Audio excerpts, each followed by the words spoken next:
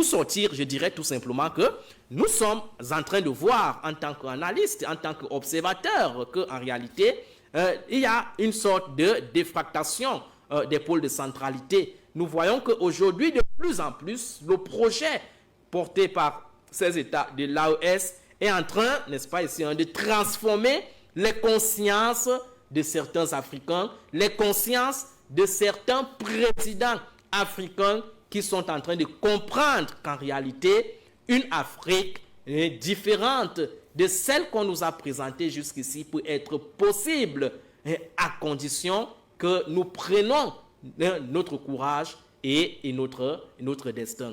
Donc, c'est ce que nous pouvons dire face à cette situation que nous sommes en train de vivre aujourd'hui. La CEDEAO est en quelque sorte victime de ses propres turpitudes. Ce qu'elle est en train de faire là maintenant, c'est ce qu'elle aurait pu faire dès le début de cette crise-là, dès l'ouverture de cette crise-là. Si elle avait une fois été cohérente, sincère et objective, elle aurait, n'est-ce pas ici, préconisé dès l'entame de cette crise des solutions, n'est-ce pas, humanistes, des solutions légitimes, des solutions légales qui viseraient tout simplement à protéger d'abord le peuple. Parce qu'en prenant les sanctions, lorsque la CEDEAO prend des sanctions contre ces États-là, c'était comme si la CEDEAO était en train de montrer que les États sont des personnes. Or, en réalité, ces sanctions-là participent plutôt à asphyxier, non pas les États du point de vue institutionnel, mais les habitants de ces États-là, qui ne sont rien d'autre que les peuples. Or, lorsque vous voyez les textes fondateurs de la CEDEAO, il est bel et bien mentionné que l'objectif maximaliste de cette institution était tout simplement de travailler pour que les peuples de ces sous-régions-là puissent, n'est-ce pas ici, jouir du bien-être de leur richesse en créant un environnement propice au niveau, n'est-ce pas, régional, un environnement capable de leur permettre, n'est-ce pas, de circuler très bien avec leurs marchandises.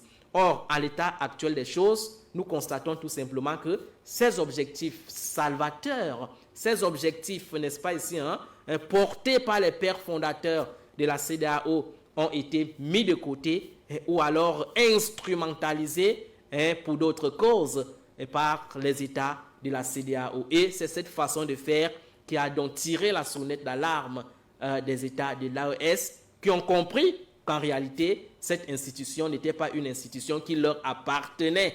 Cette institution, en réalité, avait tourné le dos aux intérêts, n'est-ce pas, des pères fondateurs. C'est pour cela qu'ils ont claqué la porte.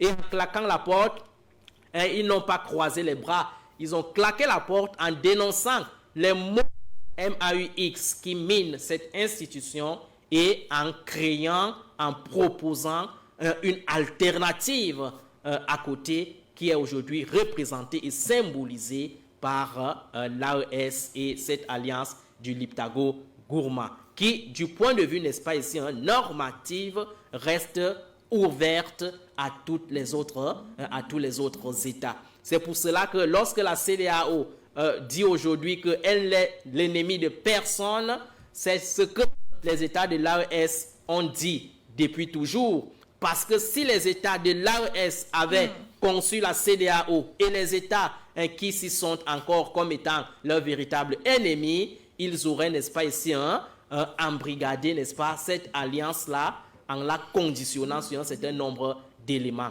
Mais on voit que cette alliance-là reste ouverte, ces États de l'AES restent ouverts au dialogue, mais un dialogue qui vise à préconiser les intérêts du continent africain. Parce que c'est ça qu'on appelle la régionalisation, c'est ça qu'on appelle l'intégration. Si on voit comment ça se passe ailleurs, ce n'est que la satisfaction et la protection des intérêts des États membres qui prévaut toujours. Lorsque vous prenez par exemple l'Union européenne aujourd'hui, vous allez vous rendre bel et bien compte que l'Union européenne est classée parmi les 5 puissances économiques mondiales aujourd'hui parce que là-bas, l'intégration est une réalité. ce n'est pas une fiction. Lorsque vous quittez d'un pays à un autre pays, vous avez l'impression que vous n'avez pas traversé une frontière. C'est cette façon d'intégration qui est salvatrice pour des peuples.